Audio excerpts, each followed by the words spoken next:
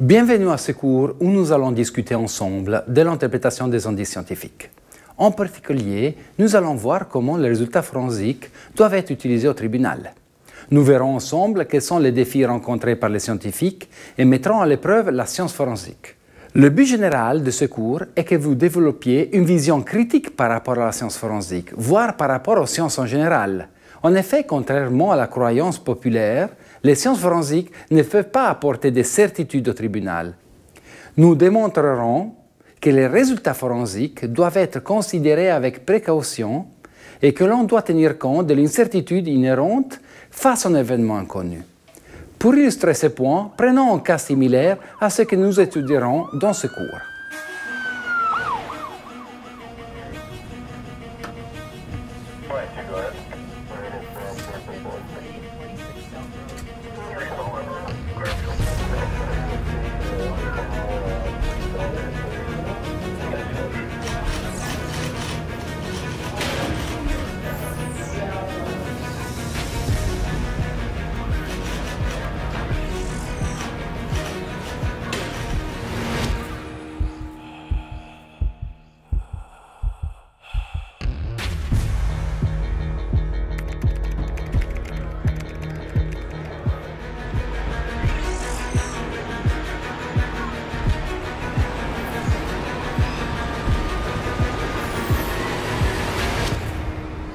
Le cours, proprement dit, se compose de 5 modules, à suivre sur 5 semaines dans 5 localisations différentes.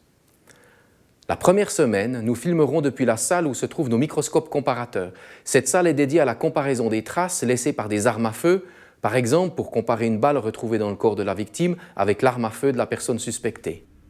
C'est dans cette salle que nous étudierons les principes de l'interprétation. Nous débuterons par un cas impliquant des fibres textiles.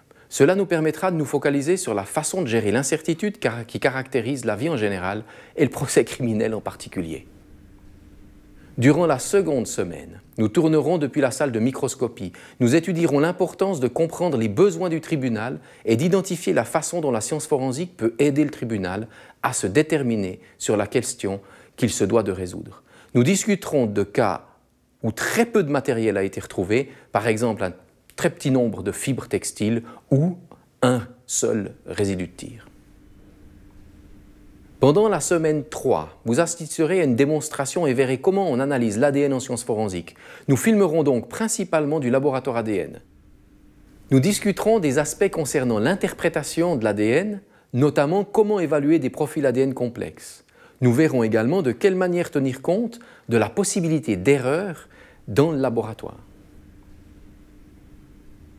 La semaine 4 sera dédiée à la façon dont les scientifiques forensiques doivent transmettre la valeur de leurs résultats. Depuis notre studio de photographie, nous étudierons des causes célèbres, par exemple l'affaire Dreyfus, et nous verrons comment les statistiques peuvent être mal utilisées. Cela nous permettra de discuter de la manière dont les statistiques devraient être présentées au tribunal.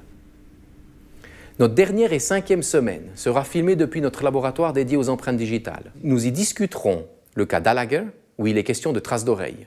Nous présenterons également les cas Mayfield et McKee, 2 affaires impliquant des empreintes digitales.